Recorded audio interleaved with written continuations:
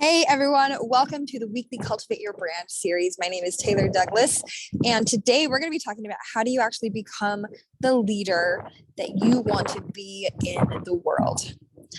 This week, I ran across a post that kind of threw me for a loop. It was from somebody who is a self-proclaimed, leader. They teach marketing, they teach about, rising up, rising above, and they posted something that really showed what that means for them. This is the number one tip that I have for you today is you want to ensure that you are actually clear on exactly the kind of leader you want to be and what kind of leadership qualities you want to emulate in your business. What kind of business owner, what kind of parent, what kind of leader do you actually want to be, and how will you embody that?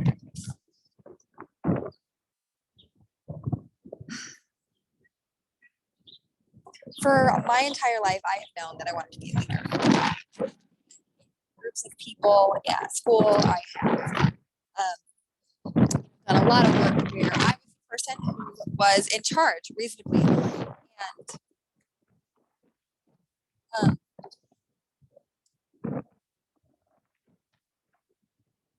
there was a really long time where I did that because of an insecurity that I had. I thought that being the leader meant that I was better, that I had more worth, that I was somebody that could be counted on. And what I've come to know over the last, several years is that leadership doesn't have anything to do with the title that you hold. Leadership is a way of being. Leadership is an example that you set. And it really, truly is. How many of us have been really impressed by somebody who wasn't in a leadership position, who took the time out of their day to serve you, to serve somebody else, and to make sure that what was needed is what was happening? And then how many of us have actually, seen people inside of a leadership position that really did not emulate saying that they were? I have a view of leadership that it should be filled with kindness and edifying other people and lifting people from where they are, rather than telling them that they absolutely have to meet the standard without the assistance of knowing how to get to that standard. Okay. And I am all for holding standards. I am all for boundaries. I am all for knowing who your people are and knowing who your people aren't. But I am also for kindness. And kindness is really a differential. Filled with so many examples of people who are not kind in what they do. They call people names. They are disrespectful. And this is not the kind of leadership that I want to see you emulating. This is not the kind of leadership that I want to see you, putting effort into becoming, because this kind of leadership reads short term. And it in long term will drive away lots of people who could actually serve you and help you build your business, build your life, form really meaningful relationships with. And the reason why this is so important to me is because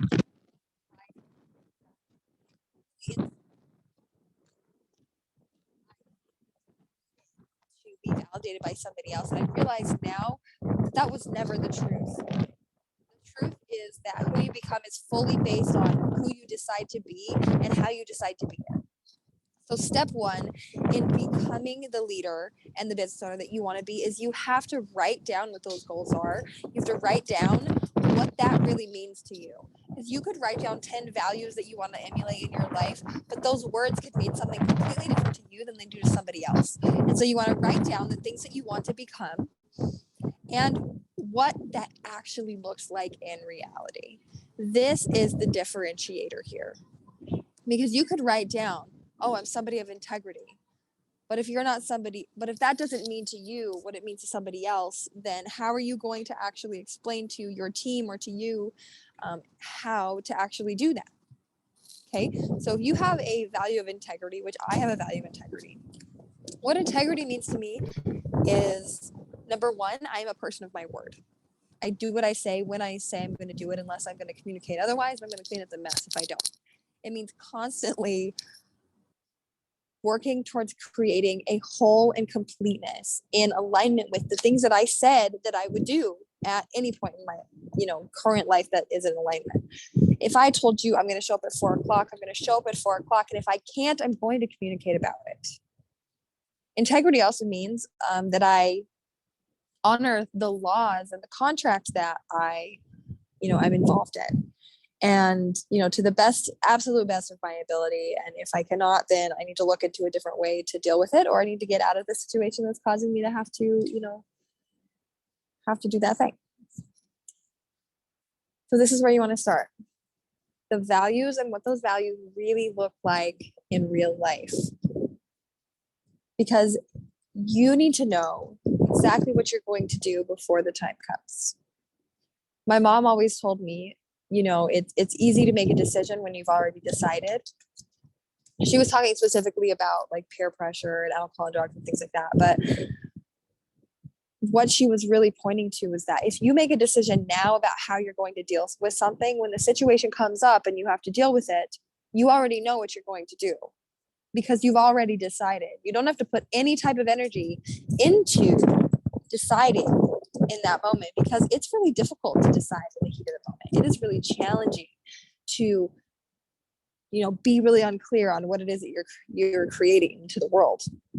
When somebody asks you a question and you haven't quite considered what you would do ethically in that situation, then you really can make decisions that aren't best for your leadership. The second thing is, I want you to understand that who you are with people is the biggest piece of your leadership. Who you are with people is the biggest piece. And the reason I say that is because this world is driven by people. It is truly driven by people. It's created by human beings. We are human beings. You are a human being listening to this.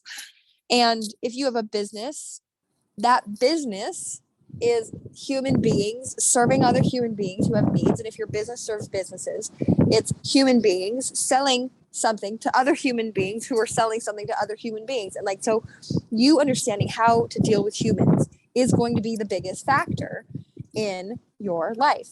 There are people who do not have standards around how they treat other human beings. I don't know if you're one of those people. If you are and you're watching this and you haven't actually consciously taken the time to write down, to explore, to discover who and how you want to be with human beings, then you are doing yourself a disservice. How to Win Friends and Influence People is one of the best books I've ever read in my entire life. And there are several others that deal with people as well. But the reason why is because it teaches you how to actually honor and serve people without really having to do much yourself, honestly. It's a way of being. It's a way that you become. It's something that you do naturally without ever having to consider it because you decided already.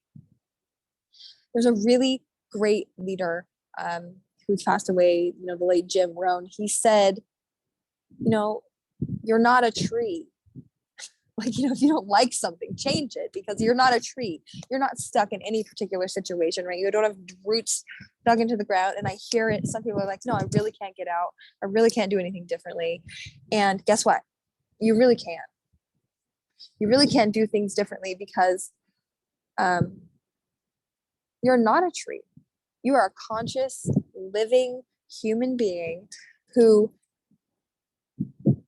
has the power to choose in all circumstances, and you have more power than you think, and I have more power than I think, and I know I have power, right? And there's always this next level to who you want to become.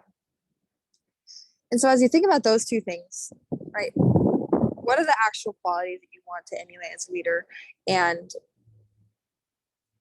how and who do you want to be with people? The third step is to look into your future and the vision that you have for your business or for your life, because you want to be creating backwards. If you have a vision of your life that you want to be a world-renowned business owner, speaker, author, you obviously need to understand, what does it take? Who does it take to actually become that person? Because you have to become the kind of person who can actually create that life. If you want a business that makes $1 million a year, Number one is going to depend on your industry, what that looks like. But you have to become the kind of person who can handle $1 million a year business. And how do you figure out what that is? Well, just write it down, right? What do you want? I want $1 million business. Okay. What are some things that people with $1 million businesses do?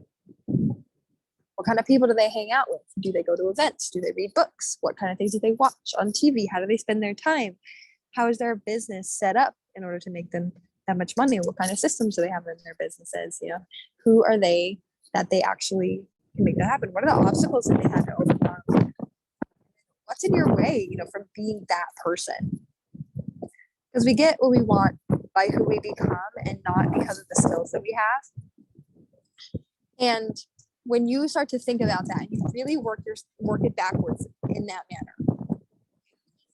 What do they actually have? What do they do to get that? How can I be that person? What's in my way of getting it? What mindsets? What habits? What kind of things are in my way? And once you start to think about that, yes, you're going to probably be able to come up with here's a whole lot of things that are in my way. But I invite you to take still another step further back, really zoom out and say, really, what is it that's in my way? The answer is always going to come back down to oh, it's me not doing this, me doing that, et cetera, et cetera. However, the reason why it's important to continue to zoom out is sometimes we think it's us right here in this situation, right? Sometimes we think it's this when really it's something over here, but this is a residual thing. And we have to be able to take that step back and really get meta about it. Meta means to look at from the outside, from out here rather than from the inside out, and consider, how are you keeping yourself back? Where are you sabotaging yourself? Where are you giving up your power? Where are you, doing these things that truly are not going to get you where you want to go? And start tackling them one at a time, because that's all you can do. I know people who try to change all their habits all at the same time. I understand they have big transformations and suddenly they're a different person. But for most people, it's not going to work that way, because you are going to have one thing that you need to change. And then you need to start working on those micro habits. It's the daily disciplines. It's the daily actions. Those are things you do in the small moments that actually make the biggest differences, because these gigantic actions, right? One big investment or hiring a coach or whatever that looked like isn't going to play no mind, right, to the tiny things that you do every day, to the not staring at your phone the moment you wake up, to the getting up and then drinking a glass of water, to the taking the walk around the block, the one apple a day, right, that keeps the doctor away. It's the small daily actions that you take, the big monumental actions. Those are the three things that you have to do in order to determine what kind of leader you want to be and how do you actually become that in your business. Because you're going to have emotional, mental, physical, and spiritual things that you have to overcome on the way.